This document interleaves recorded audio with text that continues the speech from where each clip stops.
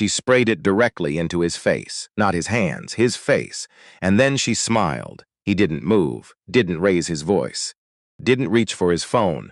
He just stood there, in a hotel he owned, at a front desk he'd paid for, on marble he'd chosen, and let it happen. Security was called. Then the police, and still, he waited, because some men fight back with anger. This man fought back with patience, and patience, it turned out, was the most devastating weapon in the room. The last time Darnell Webb walked into this hotel, he was nobody. No title, no team, no car waiting at the curb.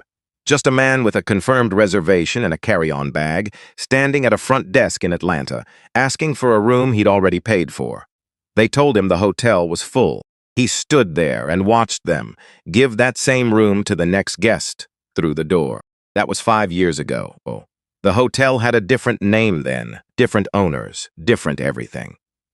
Darnell had driven away without making a scene. He'd gone to a different hotel, checked in without incident, lain on a bed that was slightly too soft, and stared at the ceiling for a long time. 2 years later, when the Apex hospitality chain came up for acquisition and Grandeur Palace was on the property list, he didn't hesitate. He bought it. He bought all 19 properties, and today, a Tuesday in October, the air outside carrying the first real chill of autumn, he came back. Alone, unannounced. In a gray wool coat he'd bought at a department store for $47, shoes that had seen better years, a rental car he'd specifically asked not to upgrade. He came back to see if anything had changed. This was the part nobody knew about. Not his assistant, not his board, not the general manager of this property, who had been calling his cell phone for the past 6 months with occupancy reports and renovation updates and very good news about the restaurant's quarterly revenue. Nobody knew about the gray coat visits. That was the whole point of them. Darnell called it the gray coat test.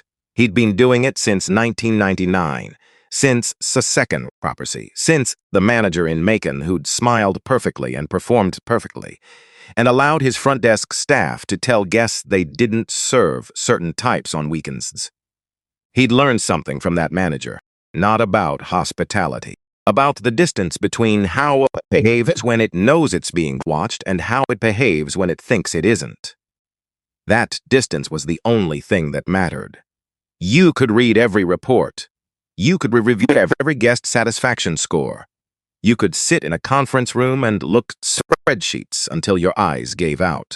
None of it told you what happened at 3 in the afternoon on a Tuesday when a tired man in a gray coat walked through the door and needed help. This was how you found out. He sat in the rental car for a moment after he cut the engine. The parking structure was dim and smelled like concrete and exhaust as ordinary smells. The smell of a place that didn't know it was significant. He wasn't nervous. He'd done this enough times that nerves weren't part of it anymore. What he felt was something quieter, a kind of readiness. The particular stillness that came before the thing that was going to happen, whatever it turned out to be. He picked the coat from the passenger seat. He thought about Ruth. Ruth had been the one who told him to start doing these visits. Not in those words. What she'd actually said one evening in the kitchen of their house in Birmingham, while he was complaining about a manager whose performance reviews looked great on paper and whose staff had apparently been telling guests the continental breakfast was for premium members only when it wasn't, was this?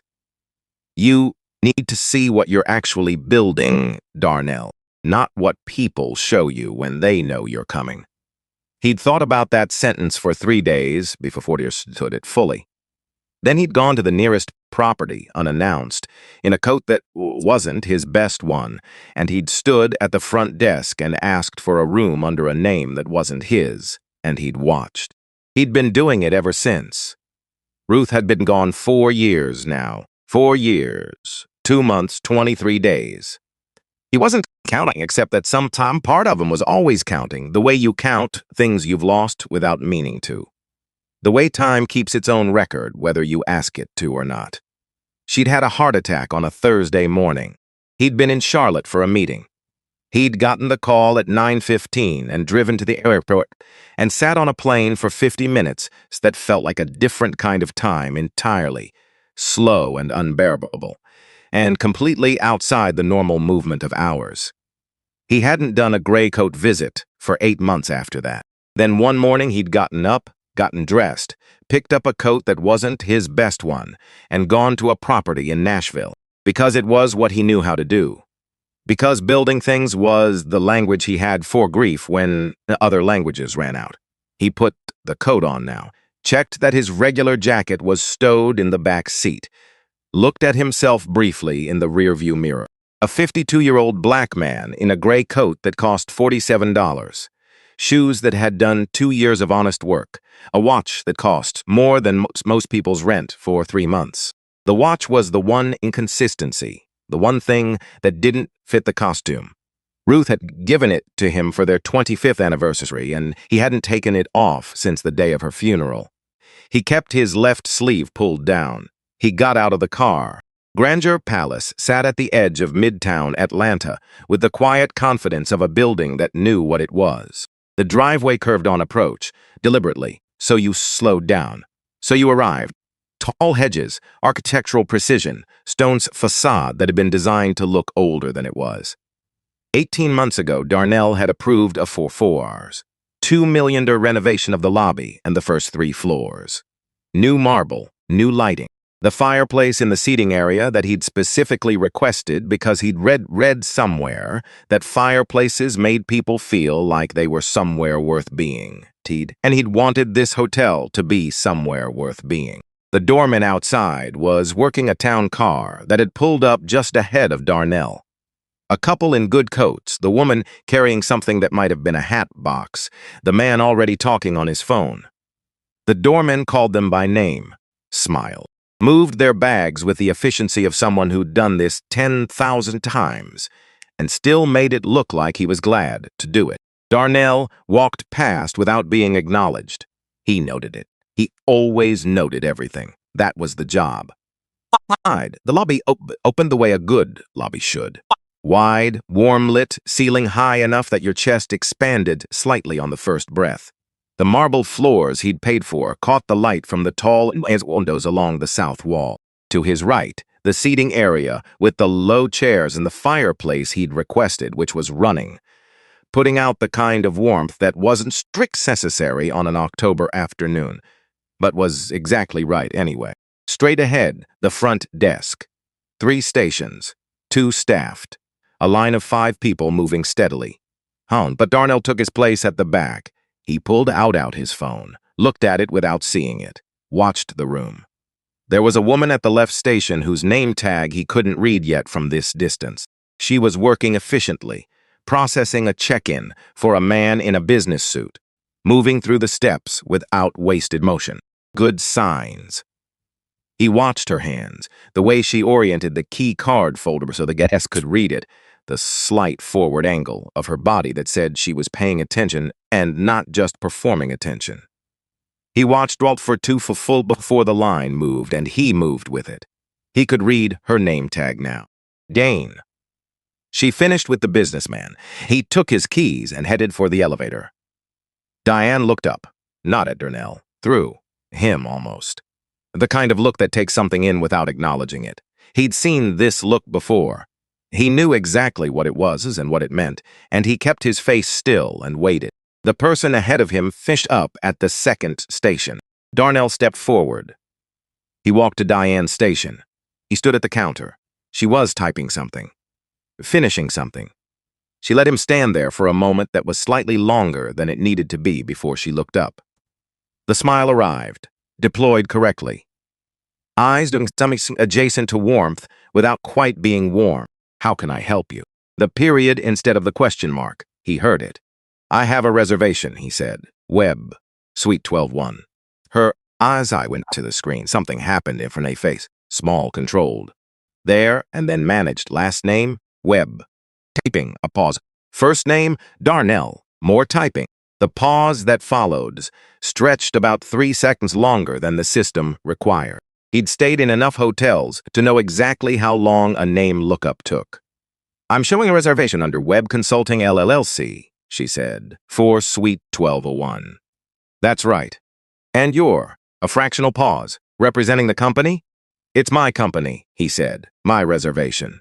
Do you have a corporate card? I have both, corporate and personal. He reached for his wallet. Either works for check-in. He set the corporate card on the counter. Black card, the name of his holding company embossed on front, his name beneath it in smaller letters. She picked it up, looked at it, put it in the reader, and then she did the thing he'd been watching for. It was subtle.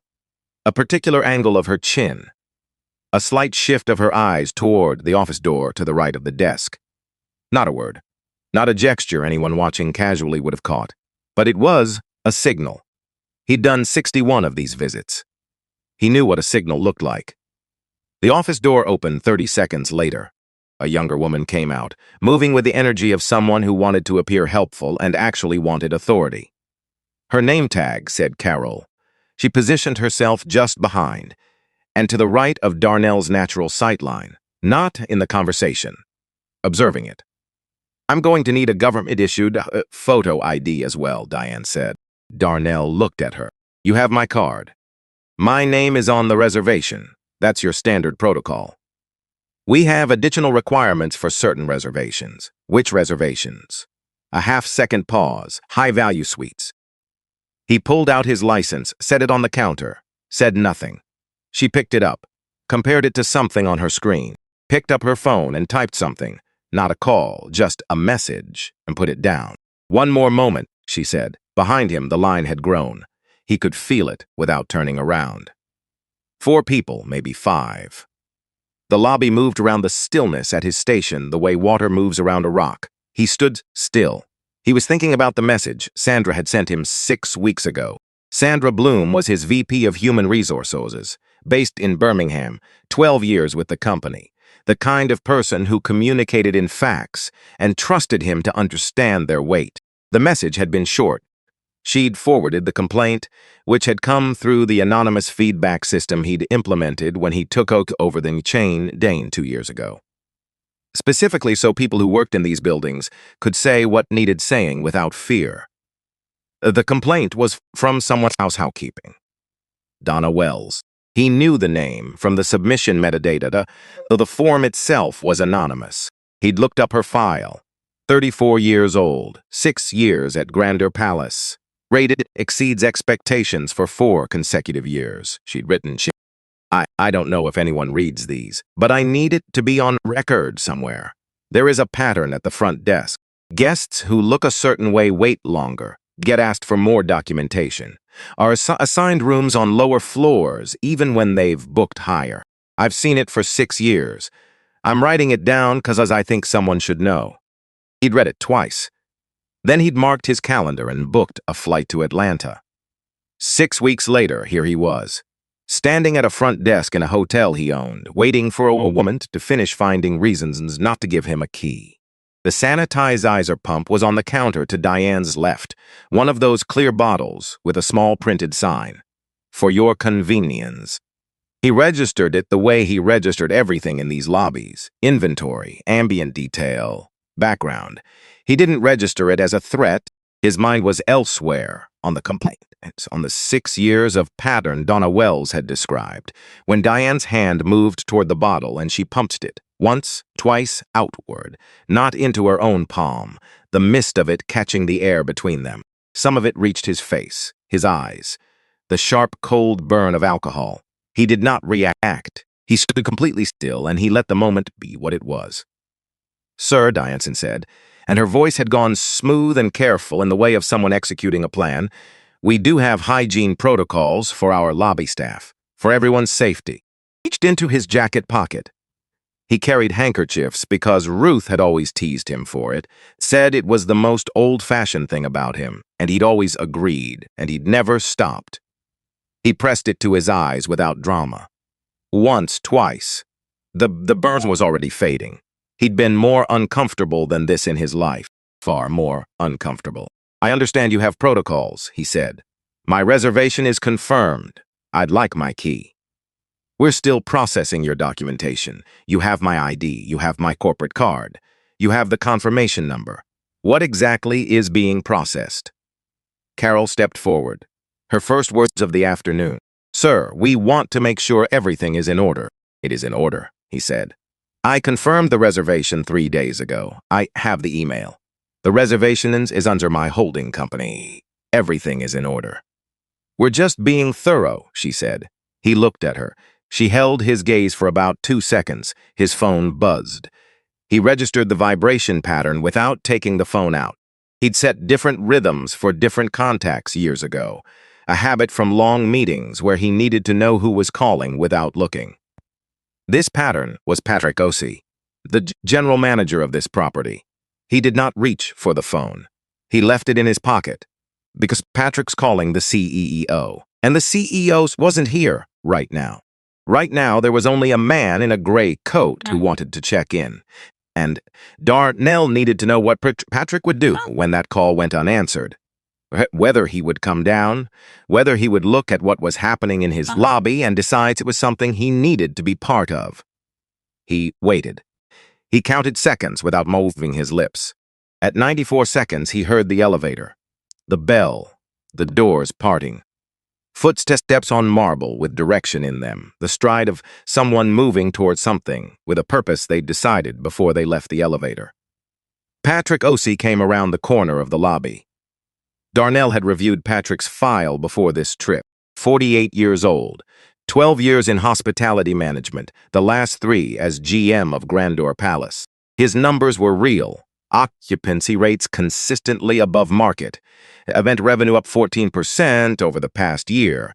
Guest satisfaction scores that hovered in the upper third of the chain's properties. On paper, Patrick Osei was exactly the kind of general manager you wanted running a flagship property.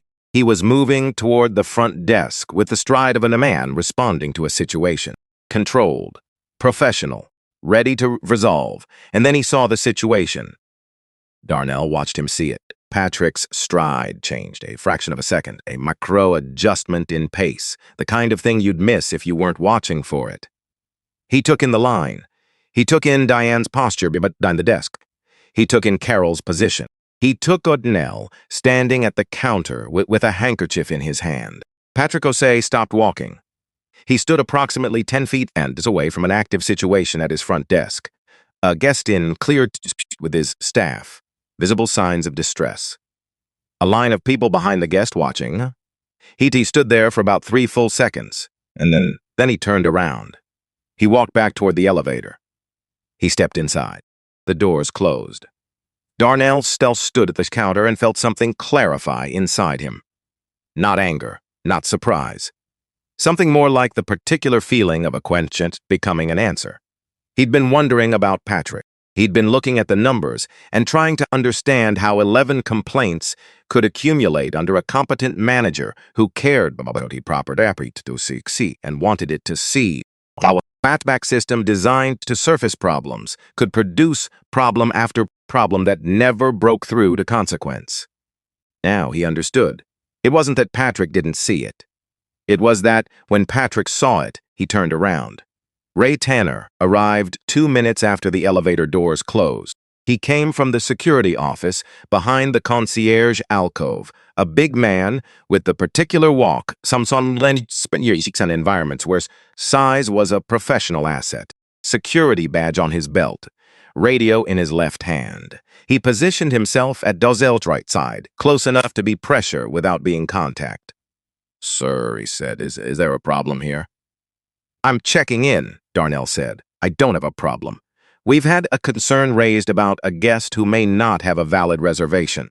My reservation is valid. It's been confirmed in your system. We're in the process of verifying." "You've had my documentation for 8 minutes," Darnell said. "My license corporate card, the confirmation number. What is the verification process for, exactly?" Ray looked at Diane. Something passed between them, not words. Something older than words, the shorthand of people who've run this play before. "Sir, if you'd step to the side." "I'll stay here," Darnell said. "I'm at the front of the line. I'll stay here until I have my key or until someone gives me a policy-based reason why I can't." Ray's jaw tightened. His hand moved toward the radio without lifting it. Across the lobby, Darnell was aware of a woman in the seating area who had been there when he arrived. Young, maybe 28, with a phone she'd been using for something before he'd drawn her attention. She was turned toward the front desk now, watching. He'd noticed her early in the visit. He noticed everything early. She had the particular stillness of someone who was paying close attention without wanting to appear to be paying close attention. She'd shifted her body angle twice in the past few minutes in ways that weren't casual. She was recording. He didn't react to this. He let it be what it was and turned his attention back to the counter. The line behind him had grown to 7 people. Some of them were watching openly. An older man near the back, with his arms folded, looking back and forth between Diane and Darnell, with an expression that was moving steadily from confusion towards some harder. A woman with a rolling bag who'd leaned slightly forward, her weight shifting onto her front foot, the way people lean when they're trying to understand something. Carol came back with a new strategy. "Sir," she said, her voice carrying the practiced concern of someone who'd been trained in de-escalation, but was applying it sideways. "I want to help you find the solution here. If there's been a miscommunication about the reservation—" "There's no miscommunication," Darnell said. "Sometimes these things happen. The online booking systems. I called and confirmed 3 days ago," he said. "I spoke to a reservations agent. Her name was Tamara. I can give you the time of the call." Carol blinked. Tamara was probably a real person who actually worked in reservations. Darnell had made the confirmation call specifically, so he'd have a name to offer. Carol recovered. "I'm going to need to verify that." "Verify it," he said. "I'll wait." She went to the phone at the end of the counter. Darnell stood still. He was good at standing still. He'd been practicing it for 52 years, in situations that were various versions of this one. The specific combination of being doubted, as dismissed, and treated as though the facts he was presenting were suspect not because of any deficiency in the facts themselves, but because of who was presenting them. He knew this feeling the way you know old weather, from the inside. Without having to think about it, his phone buzzed again. Patrick. Second call. He let it go. He reached for his phone deliberately enough that Carol, who had been watching from the end of the counter, took a small, involuntary step backward. He noted that too. He opened his messages and typed with the careful economy of a man who had decided what needed to happen next. "Sandra. Pull files. Grandeur Palace. All of them. Last 24 months. He put the phone away. Carol was staring at him from the end of the counter. "Who are you contacting?" she said. "Send a message," he said. "To who?" He looked at her steadily. "Someone who will want to know about this." Her face did something complicated. She hadn't figured it out yet. She was still operating inside the story she'd constructed. The story where Darnell was a problem to be managed and removed, and the complication she was dealing with was that the problem was managing itself very calmly and showing no signs of being moved. Across the lobby, the woman with the phone had shifted again. Darnell could see from his peripheral vision that the screen was facing outward now. Her lips were moving slightly. She was talking to someone, or to a camera, or to both. The line behind him had resolved itself through the second station, while Diane continued to not process his reservation. Only 3 people remained, and they were watching openly now. The older man with the folded arms had uncrossed them. He looked like he was considering saying something. Ray Tanner made his move at 3:04. He stepped directly in front of Darnell, physical contact but unmistakably his body between Darnell and the counter. "Sir, I'm going to need you to step away from the desk. No, you're creating a disruption." "I'm standing at a hotel counter asking to check in," Darnell said. "The people behind me have all been processed. The lobby is operating normally. I'm not disrupting any." Ray looked past him. The line was effectively gone. The second station had moved through everyone. It was just Darnell, standing at a counter, asking for something he'd already paid for. "Sir." Ray unclipped the radio from his belt. "You need to leave this property voluntarily. You have 3 minutes. After that, I'm contacting Atlanta PD." Darnell looked at him. "I draft." I'm going to stand here, she said, until I have my room key or a written policy-based explanation of why I'm being denied one. That's all I'm going to do. You can call whoever you need to call. Ray keyed the radio. Dispatch, this is Tanner, main lobby, requesting a unit to Grander Palace, possible trespassing situation, guest refusing to vacate, a crackle, a voice. Copy, Tanner. ETA approximately 8 minutes. 8 minutes. The ball in the specific way. Public spaces go quiet when everyone in them understands that something ain't real is happening. CMC and sounds were still there. The elevator chime, the cart rolling across marble, somewhere behind the concierge desk, the city through the glass. But the human sounds had dropped. Conversation that had been at a normal register was now at a murmur, or had stopped entirely. Stood in the center of it, he thought about Donna Wells, 34 years old. 6 years pushing linen carts through back corridors. This lobby didn't know existed. 4 years of exceeds expectations. 6 years of watching what he was watching right now, watching it happen to other people, watching it become so normal it stops registering as remarkable, and it became simply the weather of this place. And then 6 weeks ago, she had sat down at a feedback terminal on the 3rd floor and typed what she knew. She hadn't known if anyone would read it. He had read it. He was here because of it. He was not going to leave this lobby. Diane had stepped back from her station slightly. Her posture had shifted. The professional correctness was still intact on the surface, but something underneath it had changed, had gone tighter, a structure feeling, an unexpected load. She was watching him the way you watch something you were certain about that is beginning to be uncertain. He reached into his jacket, not his inside pocket, the outer one. He pulled out a business card, ivory white, clean, unshowy lettering. The kind of card that didn't need to be impressive because the information on it was sufficient. He set it on the counter. Diane looked at it, picked it up. Read it. He watched her face. He'd done enough of these visits to know that this was the moment. Not the reveal, because the reveal was just information. The moment was the 2 seconds after the information when a person decided what to do with it, when they could stop, when they could recalibrate, when they could say the thing that changes the trajectory of what's about to happen. She looked at the card. She looked at him. She put the card down. She smiled. Anyone can print a card. There it was. He'd expected it, or some version of it.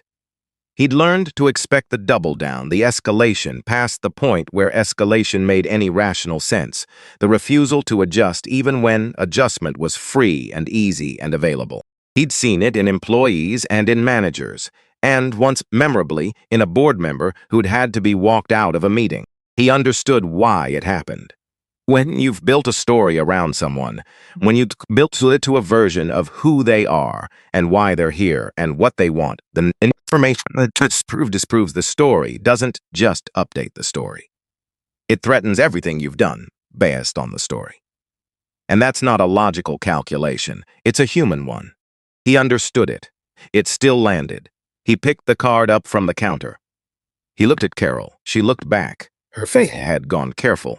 The certainty she'd arrived with had developed a crack in it, just a hairline, just enough that he could see it. She wasn't sure anymore. But she wasn't going to say so. Not with Diane beside her. Not with Ray Tanner holding a radio and a position. He put the card back in his pocket. He looked at the front desk, at the marble, at the lighting he'd approved in a conference room in Birmingham 18 months ago. At the fireplace, he'd specifically requested because he'd read that people feel more welcome when there's a fireplace. He thought about the motel in Savannah, 12 rooms, $40,000 borrowed on terms he'd had no real business agreeing to. The pipe that froze in January of the first year, the night the temperature dropped to 9 degrees and he'd slept in room 4 because there was no heat anywhere else and he couldn't afford to fix it until morning. He'd built from that. He'd built from that all the way to here. And here was this. He reached into his jacket, his phone. He found the contact and pressed call. Sandra Bloom picked up on the second ring. "Mr. Webb," she said, and her voice told him she'd already seen his message, already understood something was wrong. "I was about to call you. I pulled the files." How many? He said. A pause that lasted exactly the length of time it took Sandra to decide whether to soften the number. She didn't. Soften it. 11, she said, closed his eyes. He opened them. Come to the property, he said. Now, bring everything. He ended the call. Ray Tanner's radio crackled with dispatch asking for a status update.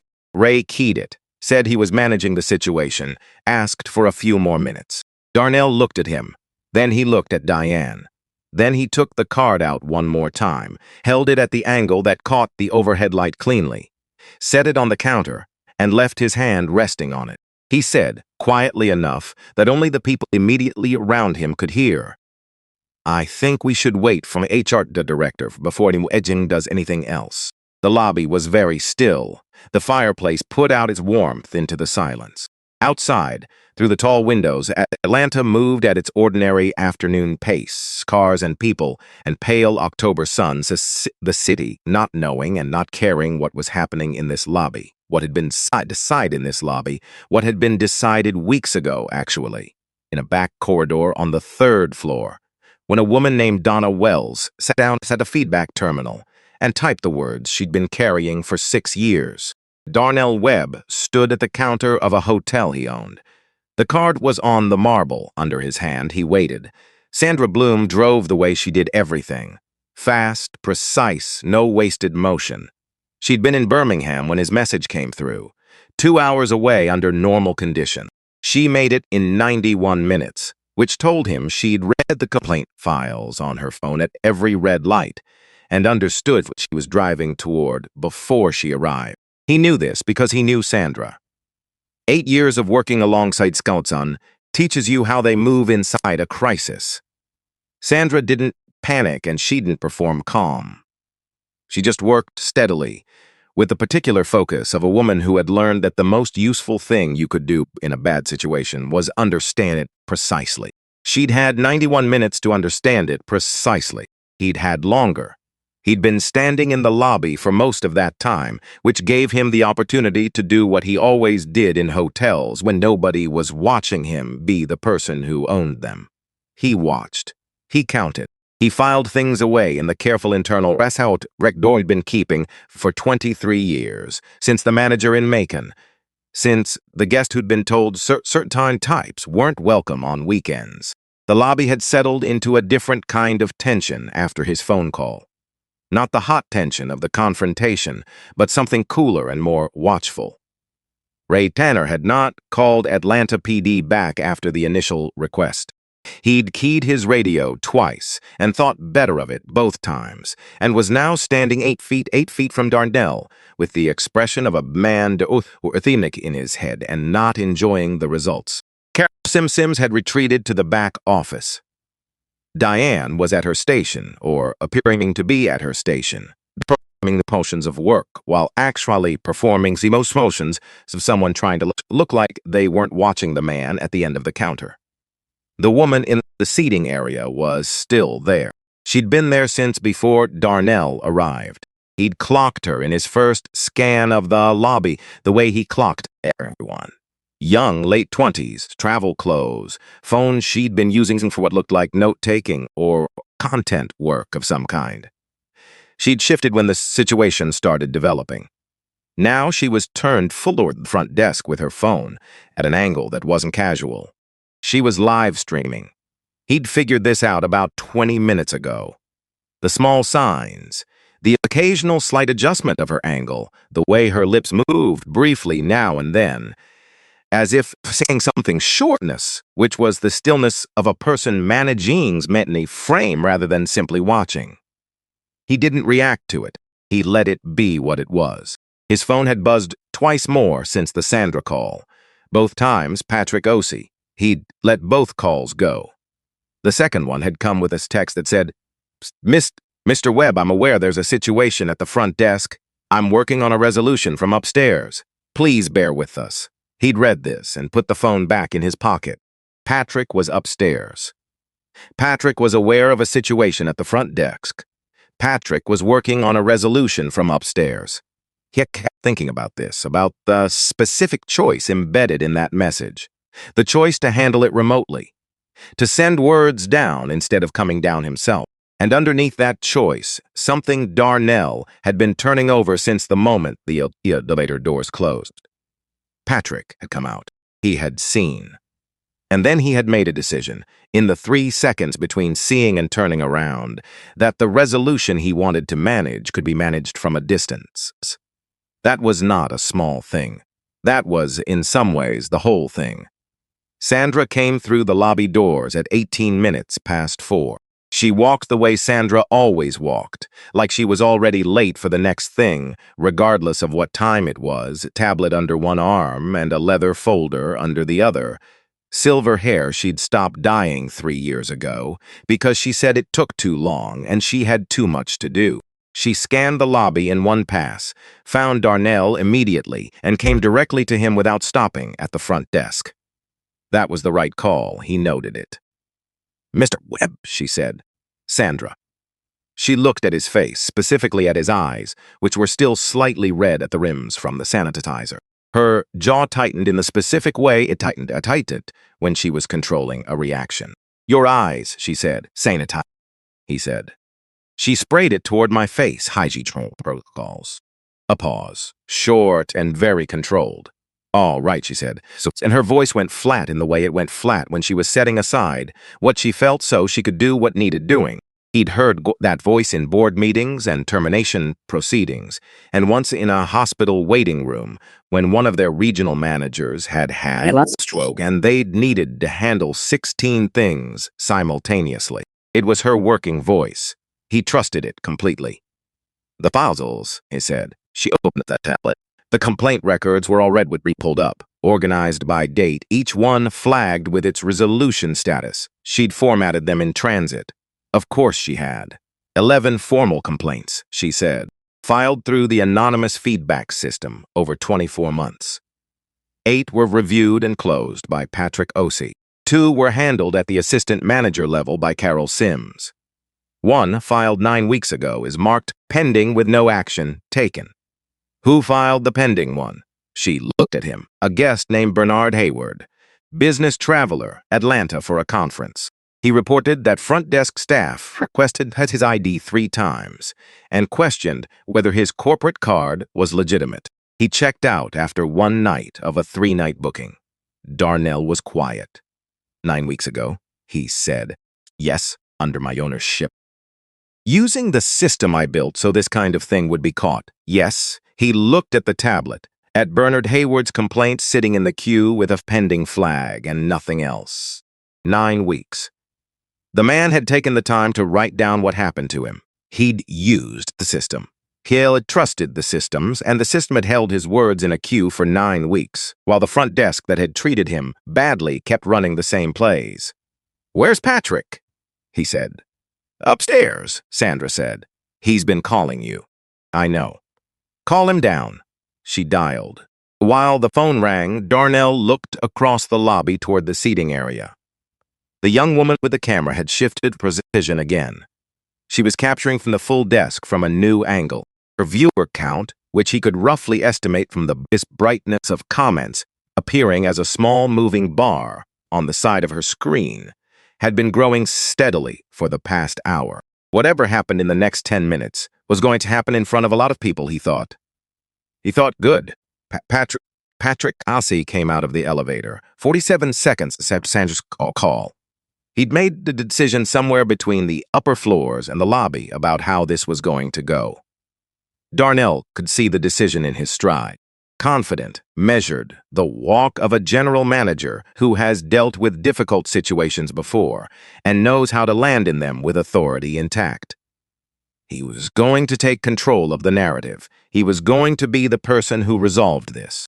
He was going to thank the guest for his patience and offer something meaningful and escort him personally to his suite. And that was going to be that. He crossed the lobby. He looked at Sandra first because Sandra was new and unknown to him, and that registered as a variable. Then he looked at Darnell. And something happened that took about 2 seconds and was the most important thing Darnell observed all day. Patrick's stride changed. A half-step adjustment, barely visible, the kind of thing that might not register at all if you weren't watching very carefully. His face ran through something. A recognition forming, searching for its source, finding something and testing it against what was in front of him. The gray coat, the worn shoes, the handkerchief. A man who had been standing at his front desk for over an hour, calm as weather, in clothing that didn't fit this lobby.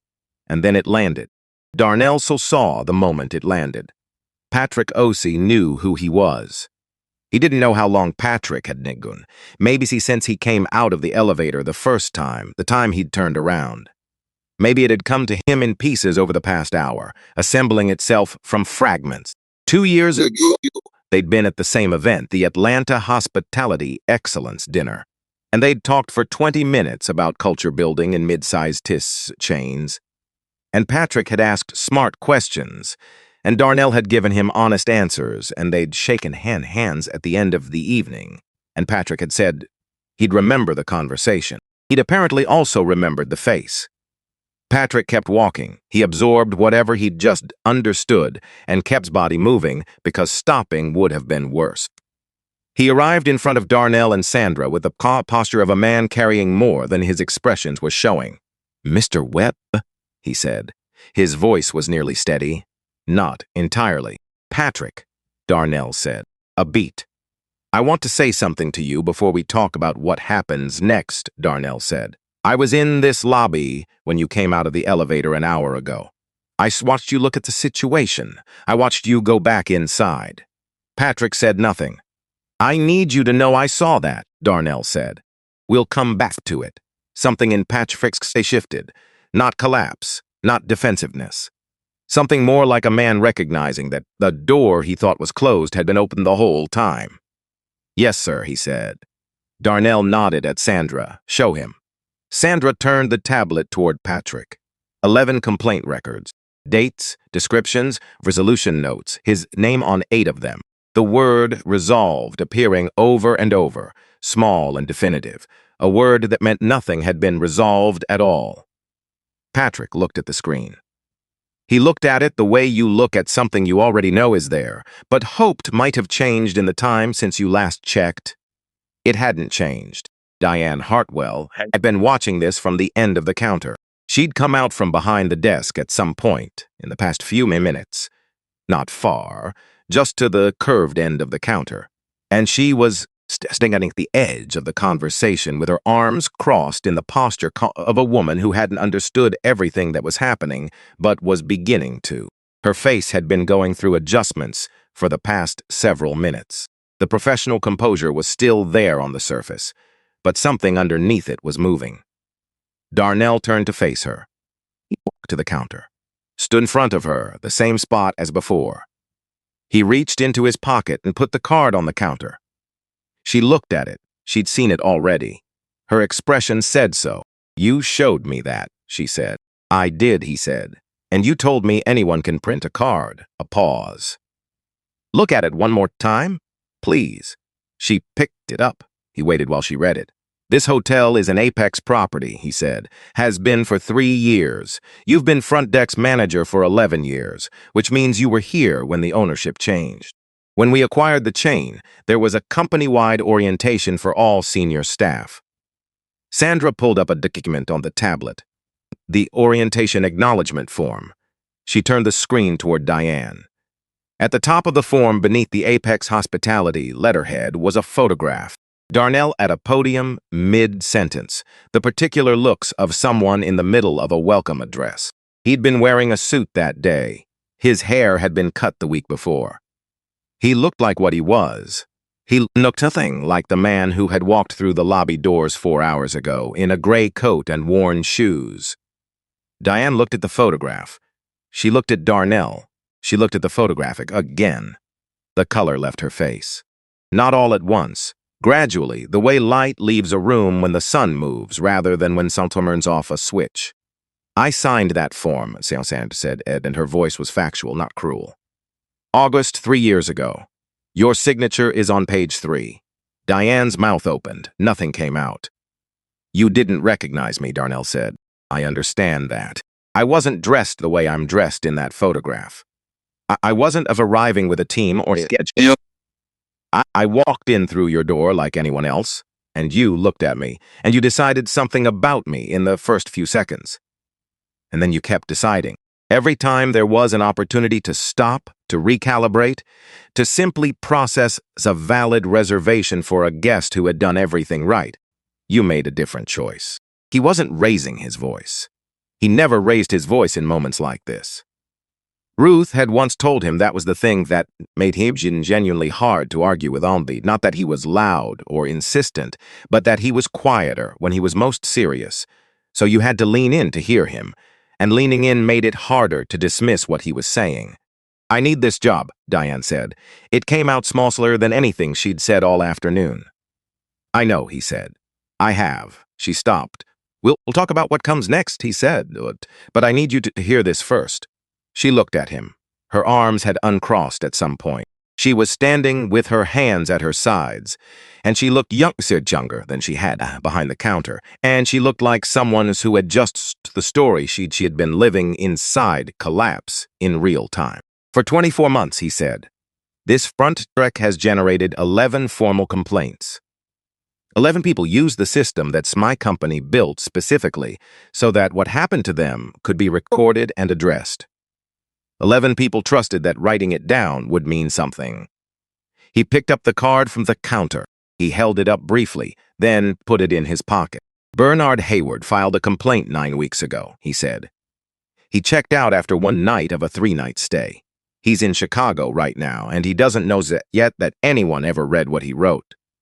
Diane looked at the counter. "He trusted the system," Darnell said. "That's the thing about trust. It's an act people perform before they know whether it was worth performing. He wrote down what happened to him, and he sent it, and he hoped someone would see it. It sat in a queue for 9 weeks, while that had treated him badly kept working. He paused. "That's what we're talking about," he said. "Not just today. Today is one afternoon. What we're talking about is 24 months of people who needed something simple. To check into a hotel, to be treated with professional courtesy, and instead got this." He gestured with one hand, a small economical gesture toward the space between them. "This," he said again. Diane's eyes had filled. She didn't let it spill over. She held it there, right at the edge. Carol Sims had reappeared from the back office. She'd been back there long enough to have heard fragments of this through whatever gap she'd left in the door. She came out with the look of a person who had spent 20 minutes deciding between options and hadn't fully decided yet. Her posture was rigid in the particular way someone used as armor measure. "Mr. Webb," she said, "I want to be clear that my role was procedural. I followed the resolution process as I understood." "Carol," Sandra said. Not harshly, just her name with a particular weight to it. "You were the resolution officer on 2 of the 11 complaints. I'll need to go through those files with you separately." Carol's mouth closed. Ray Tanner was against the far wall.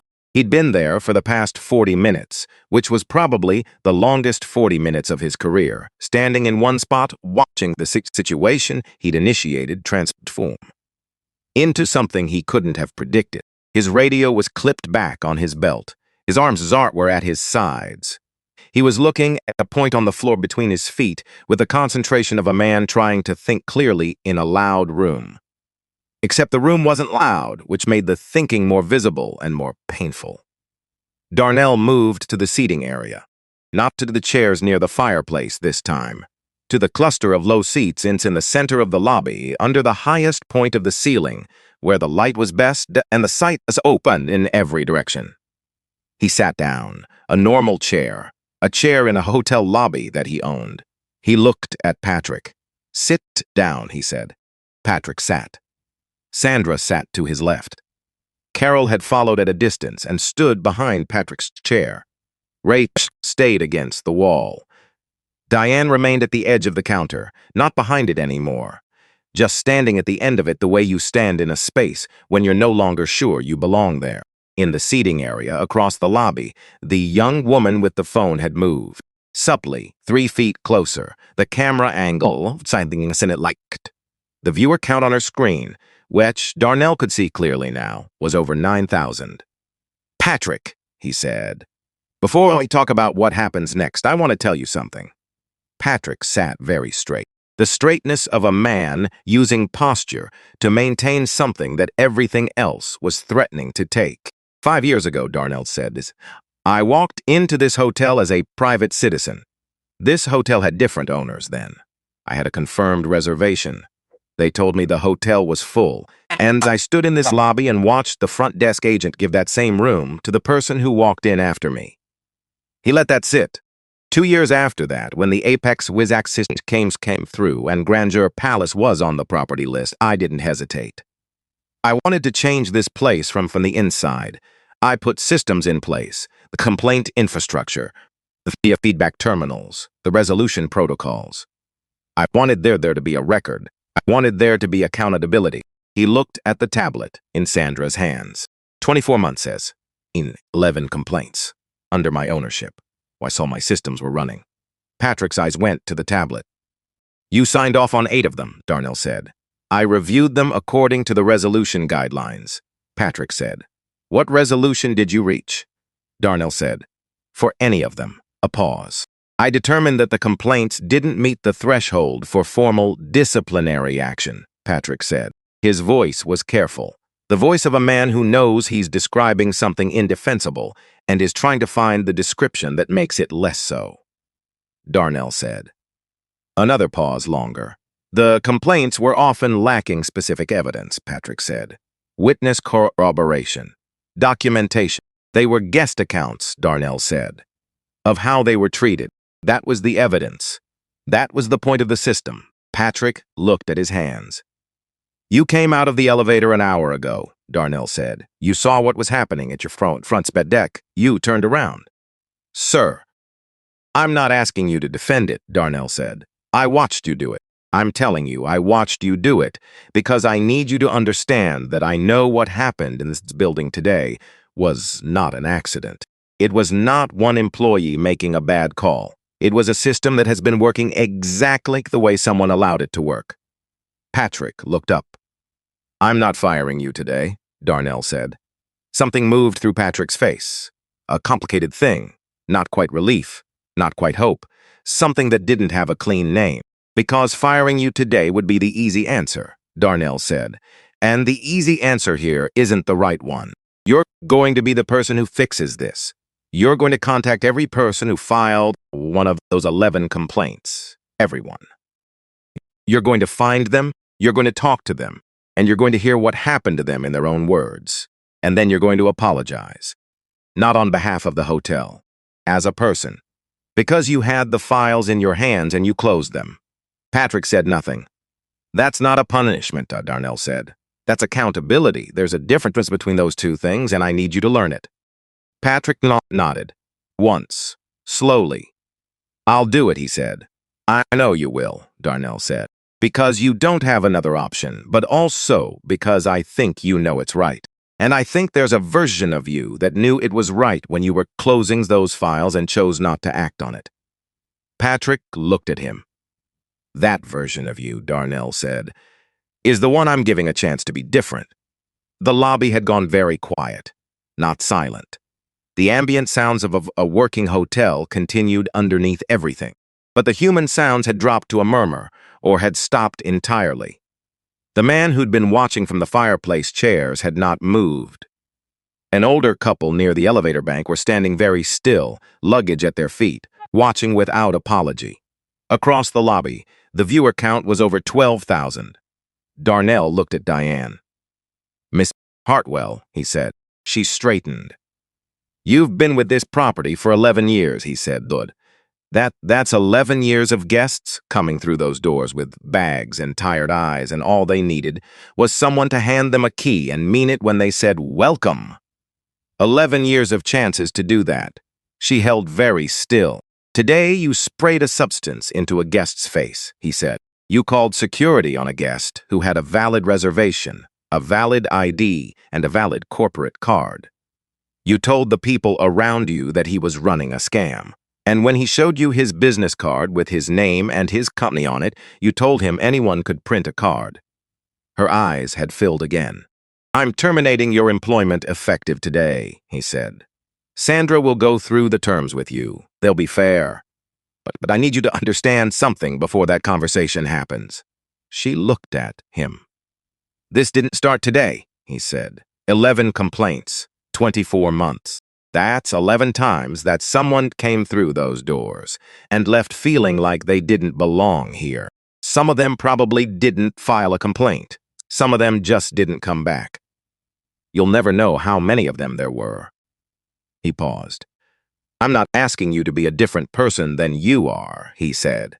"But I am telling you that the choices you made today and the choices you made over 24 months have consequences. Real ones. For real people." Diane nodded.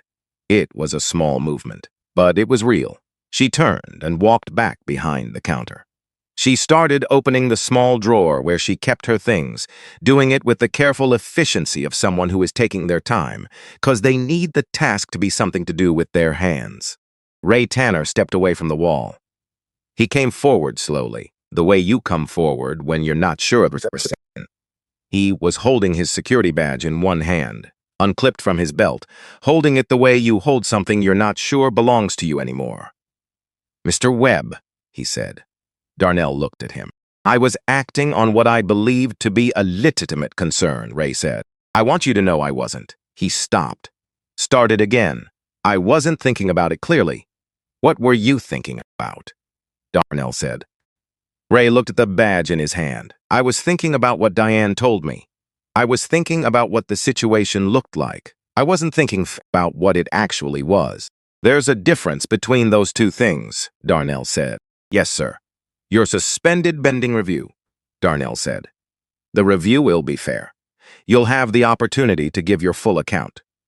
Whether you back from depends on what that account says and what you do with it." Ray set the badge on the coffee table. "Keep it," Darnell said. "Bring it with you to the review." Ray picked it up, nodded once, stepped back.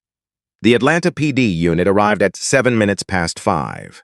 2 officers, a senior and a junior, coming through the lobby doors with the alert wariness of people who'd been told there was a trespassing situation and had arrived to find something considerably more complex. They located Ray Tanner first, because that was the name they'd spoken to.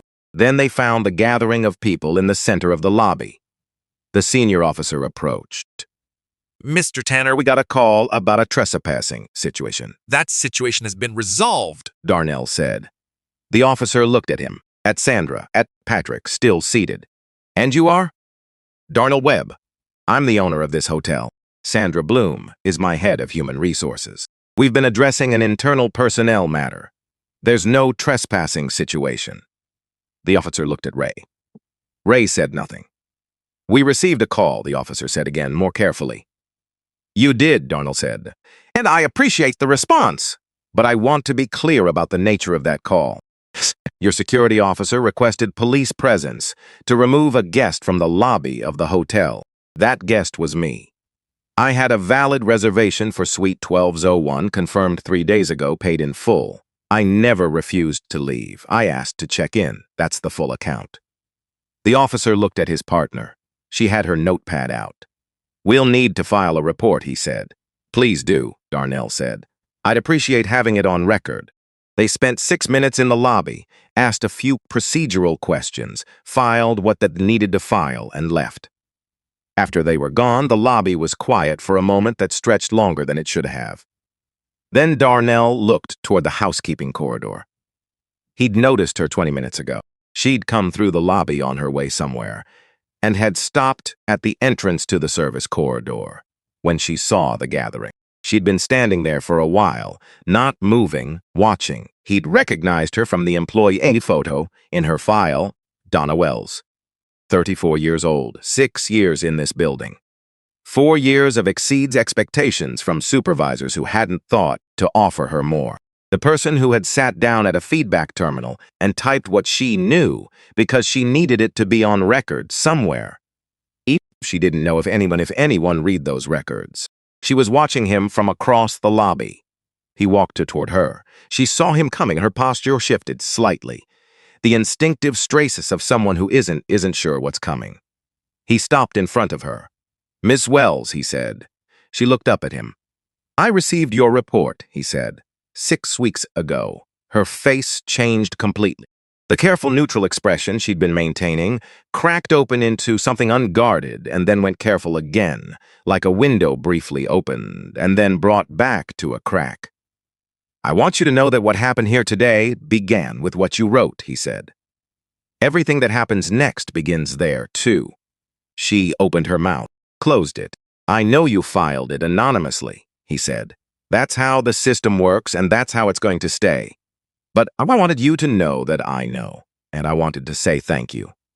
She looked at him for a long moment. "I didn't know if anyone would read it," she said. Her voice was low, direct. "I read it," he said. She nodded, a small, complete nod. "The kind that ends a sentence that has been waiting a long time to be finished." He nodded back. He turned and walked toward the elevator.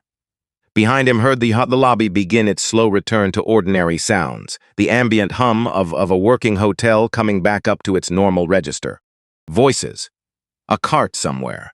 The elevator bell. He was thinking about the 11 files. About Bernard Hayward checking out after one night and not knowing anyone would ever read his complaint. About the 4 consecutive years of exceeds expectations that nobody had thought to do anything with. About Patrick Osei turning around and walking back into the elevator. About all the things that happened when nobody important was watching. He pressed the button for the 12th floor. The doors closed. He rode up alone. He was thinking about what needed to happen next, and there was a lot of it, and it was going to take longer than anyone was going to be comfortable with. The board, the legal review, the restructuring of the complaint protocol, the calls Patrick was going to have to make to 11 people who had trusted a system and been let down by it. All of it. All of it. He thought, this is the work, thought. Ruth was right. It's always the work. The elevator doors opened on 12. He walked down the corridor to suite 1201 and let himself in and stood for a moment just inside the door, in the room he'd paid for 3 days ago and had been trying to reach all afternoon, and he let himself be still. Outside the windows, Atlanta was going from afternoon to evening, the sky changing color in the slow, reliable way skies do regardless of what's happening in the buildings beneath them. The city going about its business.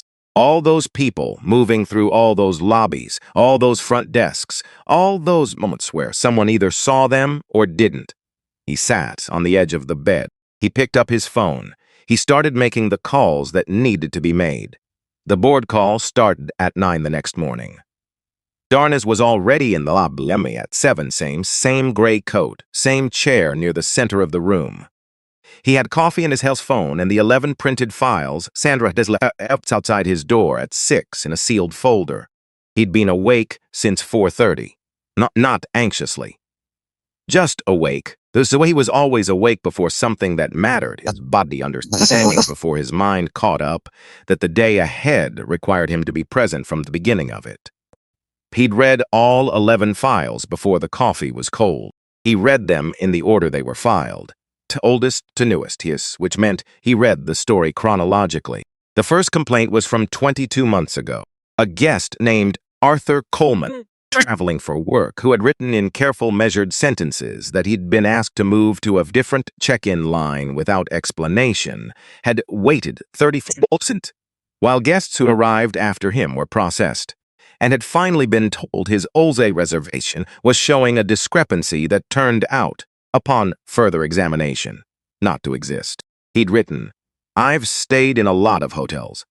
I know what this is. I'm writing it down because I think someone should know it happened here. Someone should know it happened here." Darnell read that sentence twice, then he moved to the next file, and the one after that. 10 more people who had used the system he'd built, who had taken the time to write down what happened to them in language that was careful and specific, and, in several cases, still raw, in the way things are raw when the wound is recent. A woman named Patricia Green, who had been told her suite booking was unconfirmed and had stood at the counter for 40 minutes before a supervisor found the reservation exactly where it should have been. A man named James Whitmore, who had been followed by Ray Tanner, through the lobby and into the elevator, and had stood in the elevator with a security guard who watched press a button for his floor and said nothing and did nothing and simply watched. By the time he finished the last file, the Atlanta morning was pale gold through the lobby windows, and the first shift staff were arriving through the service entrance, and the hotel was waking up around him the way hotels wake up. Gradually, system by system, the coffee stations and the front desk computers and the phones that started ringing before the day felt ready for them. He sat with the files in his lap. He thought about all 11 people, and the moment each of them had made the decision to write it down. That decision was not a small one. It required believing, against the available evidence, that writing it down would mean something. That some version of accountability existed somewhere in the system, that the record would be more than a record. He owed them something for that belief. He was going to spend whatever it took to be worth it. The board call began at 9 and ran until 11:40, which was 20 minutes longer than the scheduled time and 40 minutes longer than Darnell had wanted it to be. 7 board members. 4 he'd appointed himself when he took over the chain. 3 who'd been part of the previous ownership structure and had stayed on through the acquisition. The inherited 3 were the ones who made the call long. Gerald Fitch spoke first after Darnell had given the factual summary of the previous afternoon. Fitch was 61 years old and had been on boards of various kinds for long enough that his primary skill had become the ability to make the management of risk sound like the exercise of wisdom. He had a gift for this. Darnell had spent 3 years watching him deploy it. "The exposure here is real," Fitch said. "The video is at 420,000 views as of this morning. We're getting press inquiry. And we now have a terminated employee, whose attorney has apparently already been in contact with Sandra. The attorney contacted us at 7 this morning," Sandra confirmed. She was in the conference room down the hall from Darnell's suite on the same call. "Wrongful termination. Preliminary inquiry. Not a formal filing yet." "What?" "Which is exactly what I'd expect," Fitch said. "Darnell, I want to be direct with you. The complaint history creates a problem. If 11 complaints over 24 months were closed without disciplinary action, Hartwell's attorneys are going to argue that the company established a pattern of tolerating this conduct. That's not a frivolous argument." "It's not," Darnell agreed. A pause on the call. People waiting for the rest of the sentence. "It's not a frivolous argument," he said again, "because it's partially accurate. The complaint process failed. We established a record of non-response. That's a fact, and it's going to be treated as one." Silence. "Which is why," he said, "we're not settling." Gerald Fitch made a sound that wasn't quite words. "Settling would mean paying to make the story go away," Darnell said. "And the story doesn't deserve to go away." 11 people wrote down what happened to them and trusted that the record meant something. If we write a check to make the legal exposure smaller, we are telling them it didn't. I'm not willing to do that. Eleanor Marsh spoke then. Eleanor was one of the inherited board members, and the one Darnell respected most among the 3. She was precise and she was honest, and she disagreed with him productively, which was rarer than it should have been in rooms like this. "I understand the principle," she said. "I want to push on the practicality. If we go to a hearing and the complaint history comes into evidence, a tribunal could find partial liability regardless of whether the termination was warranted. We'd be paying anyway. We'd just be paying more and later and with worse press around it." "We might," Darnell said. "I've talked to legal. I understand what partial liability could look like. I'm still not settling." "Why?" she said. Not challenging, actually asking.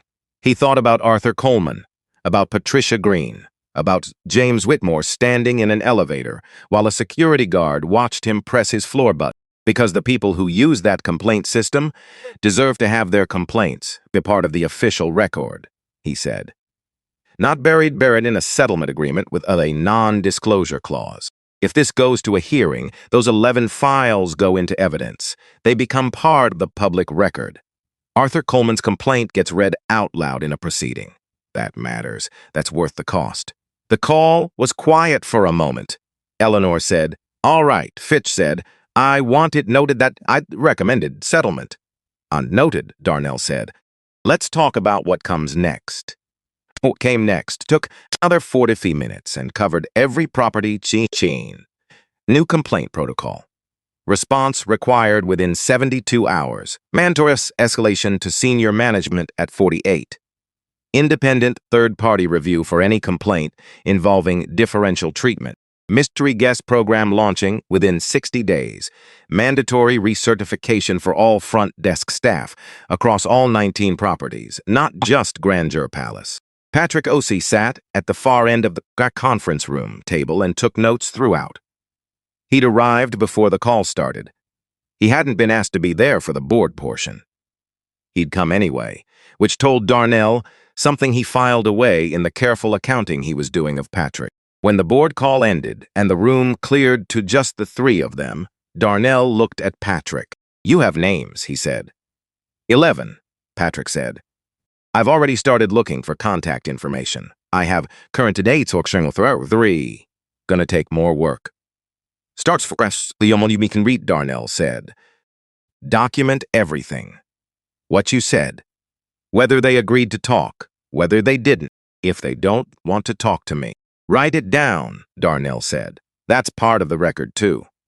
Patrick nodded.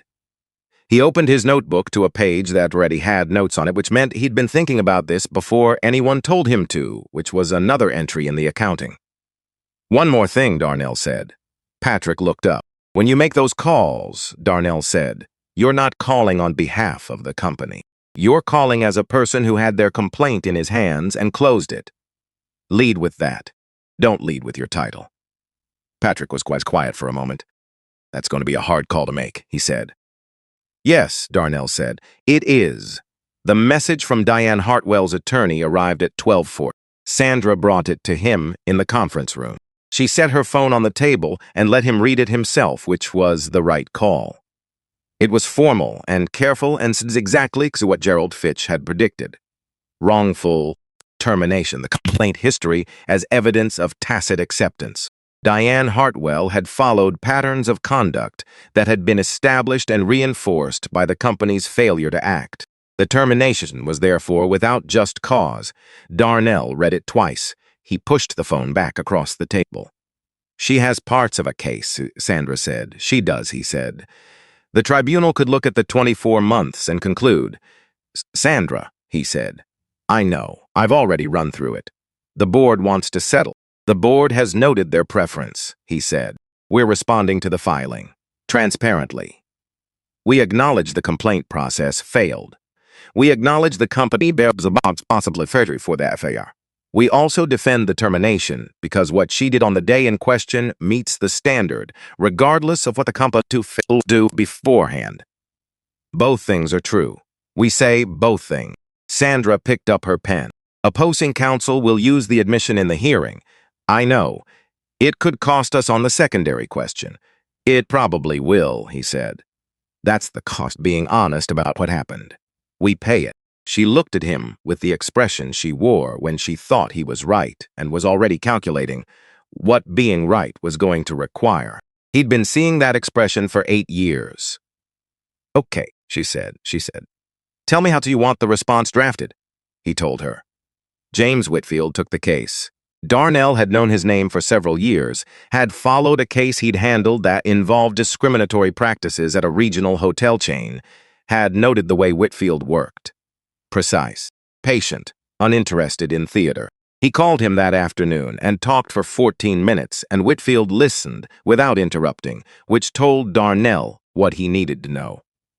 "The admission of systemic failure is going to be the difficult part," Whitfield said when he finished. "I know," Darnell said. "The complaint history creates a causation argument that's hard to fully defeat." "I'm not trying to defeat it," Darnell said. "I'm trying to respond to it honestly. The failure happened. The company is responsible for the failure. That's separate from whether the termination was warranted. I need someone who can hold both of those things at the same time without collapse one into the other." A pause. That's a harder case to make than a straight defense, Whitfield said. I know, Darnell said. You might lose a portion of it. I might, Darnell said. Tell me if you can do it. Another pause longer. I'll take it, Whitfield said. Carol Sims came to the conference room on the second morning. She knocked first, waited in the doorway until Sandra waved her in. She sat across Darnell, with her hands folded on the table and the look of a woman who had spent the night in a conversation with herself and arrived at something she hadn't planned to say. She said it anyway. When the complaints came to me, she said, the two I handled. I knew they were real, I could tell. The way people wrote them, the specific details, the kind of language that comes from something that actually happened to you. Darnell waited. I summarized them, sent them, Patrick, with a resolution note, she said. The way I'd been trained to do it. But the note I wrote it to make the file easy to close. I could have written it differently. I chose not to. She looked at the table for a moment. I've been trying to understand why, she said. Why I made that choice. And I think the honest answer is that closing a file was easier than the alternative. The alternative was escalating a complaint about contact on my own front desk, about people I work with every day. And I told myself the resolution process would handle it, and I knew when I told myself that it was a way of not handling it. The room was quiet. I don't know why I'm telling you this, she said. It makes my situation worse. Why are you telling me? He asked. She thought about it for a moment. A real moment, not a performed one. Because you read Arthur Coleman's complaint out loud yesterday, she said. In the lobby, you said his name, and I thought about the fact that I'd had his file in my hands. I'd summarized it.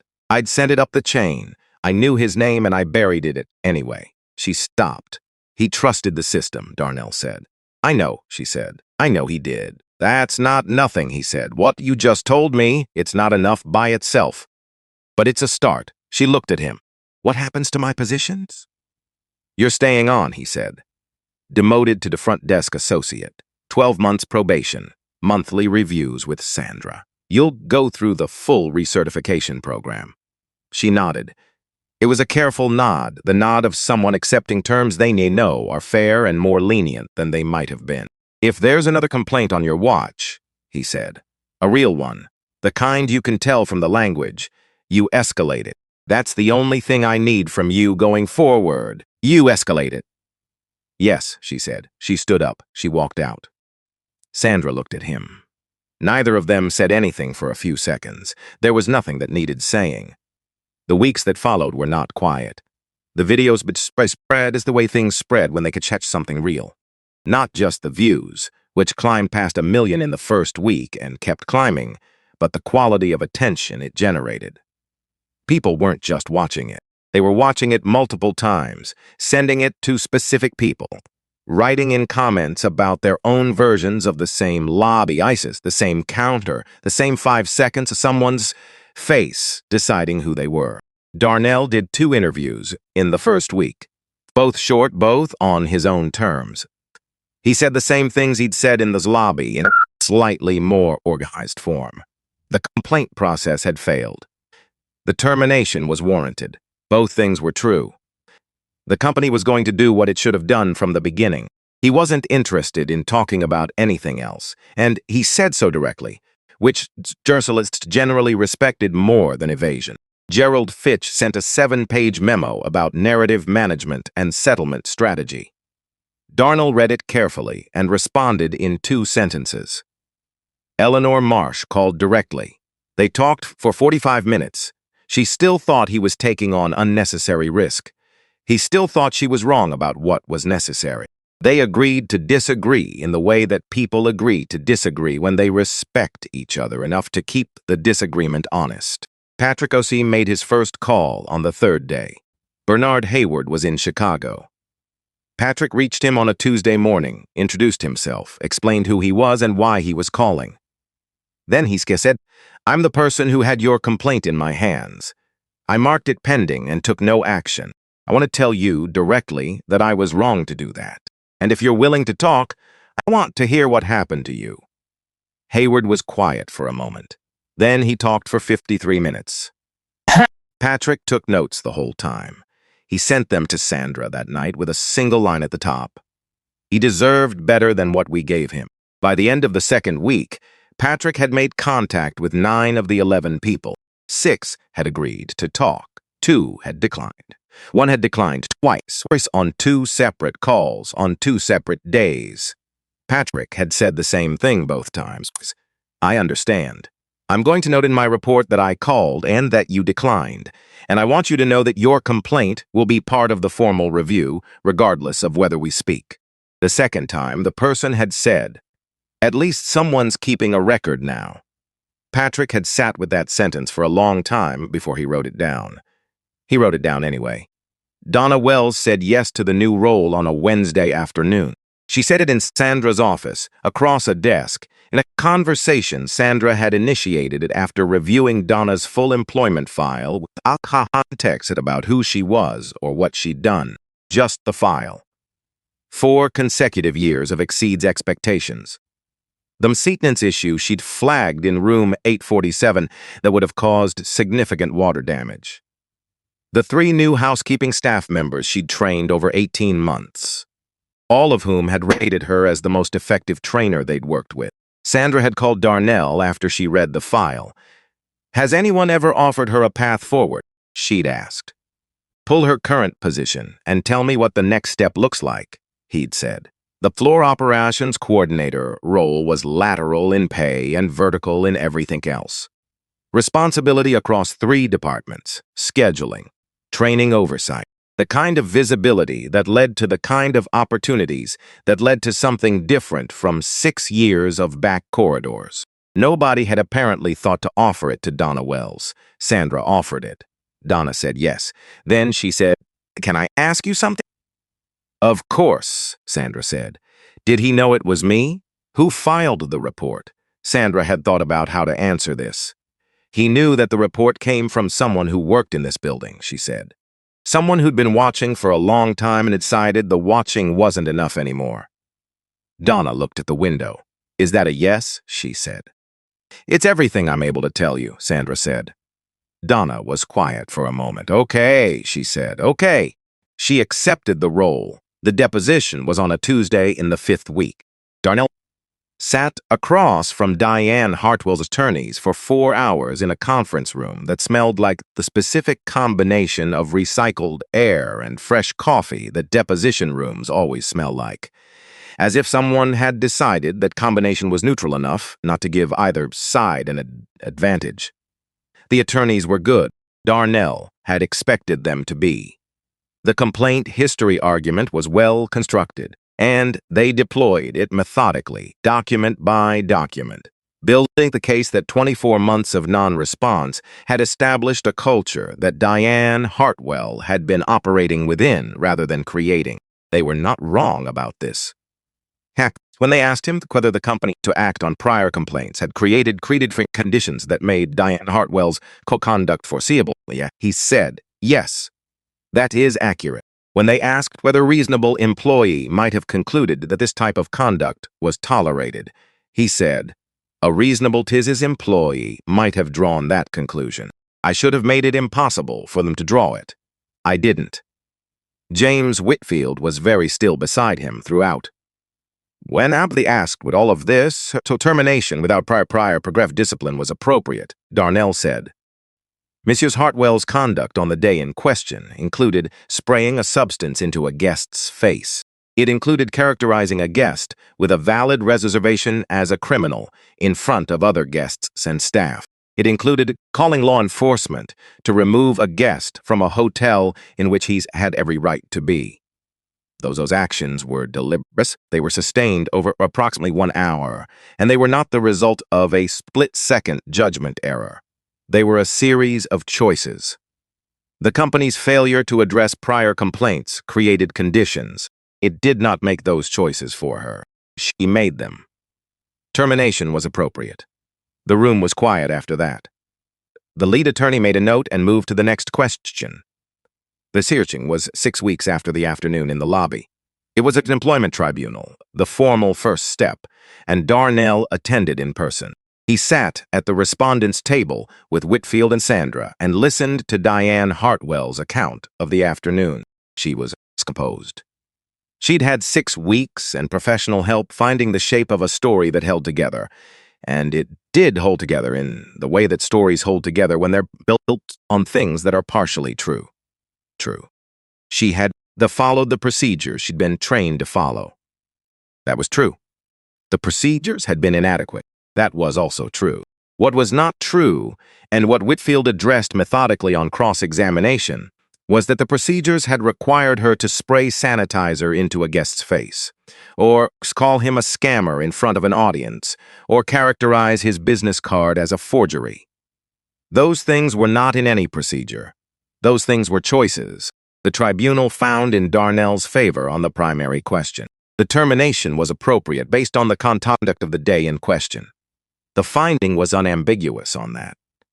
On the secondary questions, the tribunal found what Eleanor Marsh had predicted: partial liability. The complaint process had failed in ways that were documented and undeniable, and the company bore responsibility for that failure. 4 months of additional severance was awarded beyond what had already been offered. Darnell did not appeal. He stood outside the hearing room afterward, and Gerald Fitch, who had flown in because he wanted to be able to say he'd been present, said, "We paid more than we needed to. We paid what was accurate," Darnell said. "We could have settled for less and avoided." "Gerald," Darnell said, "Arthur Coleman's complaint was read into the evidence record today, by name. His words were read out loud in a proceeding, and they are now part of a public document. That was worth what we paid." Fitch looked at him. "You're not like other CEOs I've worked with," he said, not meanly, with the exhausted bewilderment of a man who had spent a career in rooms where people optimized for outcomes and had just watched someone optimize for something else. "I know," Darnell said. "He called Patrick that evening. Patrick picked up on the first ring. I heard," he said. "Good. The second verifying is accurate," Darnell said. "Don't spend energy on it. Use it." A pause. "How many calls have you made?" Darnell asked. 10, Patrick said. "I found the 11th person this week." She agreed to talk. "We spoke for an hour." "How many total agreed to speak with you?" 8, Patrick said. 2 declined. 1 declined. Twice of all 11 are in the report. "The ones who said no," Darnell said. "Are they in there the same way as the ones who said yes?" "More so, actually," Patrick said. "The 2 declines took up more space in the report than some of the conversations that went well. I tried to explain what it felt like to call someone and have them say they didn't want to talk to me. To call back and have them say it again." "Good," Darnell said. "There was a woman," Patrick said, and his voice changed slightly, the way voices change when they arrive at something they've been thinking about. "Third call I made. She'd stayed here 4 times before whatever happened to her happened. She had a regular room she requested, 412, corner room, good light in the mornings. She'd recommended the hotel to people." He paused. "She doesn't stay here anymore," he said. "She said after she tried to come back once. She drove to the parking structure and sat in the car and couldn't make herself come in. She drove away." Darnell was quiet. "She cried on the phone," Patrick said. "And then Tichima apologized to me for crying. I apologized to me. I was the person who closed her complaint. She apologized to me for crying while she told me about it." "What did you say?" "I told her not to apologize. I told her I was sorry. I said it as many times as she needed to hear it." A pause. "I don't know if it helped," Darnell said.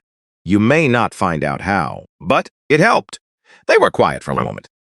"Patrick," Darnell said. "Yeah, you're doing the right thing." "Took me long enough," Patrick said. "Yes," Darnell said. "It did. Do it anyway." Day 62. Jess Calloway came back to Grandeur Palace, not to stay. She'd agreed when Sandra called, agreed immediately, because she'd been sitting in the lobby that afternoon, and she'd watched what happened, and she understood what the Mysteries program was trying to do, and she thought she could be useful to it. She arrived in the same clothes she'd been wearing the first time. Jeans, a jacket, sneakers. Her camera was in her bag. She didn't take it out, but she walked through the lobby doors at 2:30 in the afternoon. Different person at the front desk. Devon, late 20s, 4 months with the hotel, had gone through the new certification program twice by choice. He looked up when she walked in. Not an assessment, just a look. The kind of look that is actually a welcome before the welcome is spoken. "Good afternoon," he said. "Hi," she said. "Do you have a reservation?" "Callaway," she said. He typed, found it immediately, asked for her card. The whole process took under 2 minutes. He handed her the key card. "Room 814, he said. "Elevator's on your right. Is there anything I can help you with before you head up?" She looked at him for a moment. "No," she said. "That's everything." She wrote it down later. In the review she submitted to Sandra, she wrote, "He looked up when I walked in. Not to assess me, just to see me." There is a difference between those two things, and it is the difference between a place that wants your money and a place that wants you there. This felt like the second thing. Day 89. Patrick submitted his report. 47 pages. Darnell read it in one sitting in his office in Birmingham, a former warehouse he'd bought 12 years ago and never renovated properly because there was always something more urgent, and Ruth had teased him about it for years. He kept meaning to get around to it. He read the report straight through. The first 45 pages were what he'd asked for. Each complaint documented. Each person, their account, what Patrick had said, what they had said, what was unresolved and might always remain so. It was precise and honest, and in several places difficult to read, not because it was dramatic, but because it was specific. Specific names. Specific details. The corner room with good light in the mornings that someone hadn't been able to make herself return to. Last pupsids were different. Patrick had written about the complaint system and what he'd understood it to be for and what he'd actually used it for. He'd written, "I thought catching a complaint and containing a complaint were the same thing. They're not. Catching something means seeing it. Containing it means making sure nobody else does as. I was doing the second and telling myself it was the first." And then at the end, a paragraph that Darnell read 3 times. "There is a woman who used to request room 412 because the morning light was good. She described it to me on the phone with a specificity I keep returning to. She knew exactly which direction the windows faced and at what hour the light was best. She had been a guest here 4 times. She cared about this place. She doesn't come back anymore, and the reason she doesn't is in this building somewhere, in the way this building treated her. And I had her account of it in my hands, and I marked it, resolved. Room 412 has good light in the mornings. I will think about that for a long time." Darnell set the report down. He picked up the phone. Patrick answered on the first ring. "The last 2 pages, Darnell said. "Yeah," Patrick said. "Did you mean it? Every word?" Darnell looked at the Birmingham afternoon outside his warehouse window. "You're staying on," he said. "Not because the report was good. Because you wrote the last 2 pages when nobody asked you to. Because you understood that the thing that needed to be in the report wasn't just the facts of what happened. It was the fact of what you knew and what you did with it." Patrick was quiet. "That's the work," Darnell said. "That's what the work actually is." "I'm starting to understand that," Patrick said. Day 127. Darnell drove to Atlanta. Same rental car. Silver sedan, nothing notable. He parked in the same parking structure, sat from cutting the engine, and looked at the gray coat on the passenger seat. He didn't put it on. He sat with it for a moment, just looking at it. $47 of gray wool that had done its job. He thought about putting it on out of habit, out of the particular ritual of these visits, and then he thought, that's not what today is. Today he wasn't testing anything. He was coming to see what had been built. He put on the blue jacket he'd brought in the back seat. Plain, dark, nothing distinctive. He got out of the car. Laplace was the same in the ways that mattered and different in the ways that mattered more. The marble was still there. The chandelier, the fireplace running on a cool afternoon. Those were his. He'd paid for them. But what he was looking at now wasn't the marble. It was Devon at the front desk, moving through a check-in with a woman who had the frayed look of someone at the end of a long travel day when the way Devon's body was angled toward her, forward and attentive, and the way he handed her the key card folder so she could read it without turning it toward herself. Small things. The things that only mattered because they added up. He walked to the seating area, sat down, ordered coffee from the server who came around and said thank you when it arrived. Nobody knew who he was. He sat with that for a while. A man came through the doors around 3 in the afternoon. Late 20s, a jacket that had been good a few years ago, a rolling bag with a taped zipper pull. He approached the desk with the slightly uncertain energy of someone who wasn't sure if they were in the right place. Devon looked up. "Good afternoon, sir. Do you have a reservation with us?" "I do," the man said. "It's my first time here." He glanced up at the chandelier, at the ceiling height, at the marble. "It's nice," he said. "A small wonder in it. The kind of wonder you try to keep quiet because you're not sure you're supposed to feel it." "It is," Evans said. You're exactly where you're supposed to be. Let's get shit you checked in." Darnell watched this from across the lobby. He thought about the motel in Savannah. 12 rooms and $40,000 borrowed dollars, and a January night when the pipes froze and he slept in room 4 because there was nowhere else with heat. He thought about Ruth bringing soup in a thermos that she'd driven 40 minutes to deliver because she knew, without being asked, that he needed it. He thought about the distance that night and this one. He thought, the distance isn't the point. The point is Devon. The point is the man with the taped zipper pull, who said it's nice, like he wasn't sure he was allowed to think so. And the way Devon said, "You're exactly where you're supposed to be," like it was the most ordinary, true thing in the world. His phone buzzed. "Patrick," he answered. "Zero complaints," Patrick said. "Day 127. "I know," Darnell said. "I'm in the lobby." A pause. "You didn't tell me you were coming," Patrick said. "No," he said. "Is it?" Another pause. "How does it look?"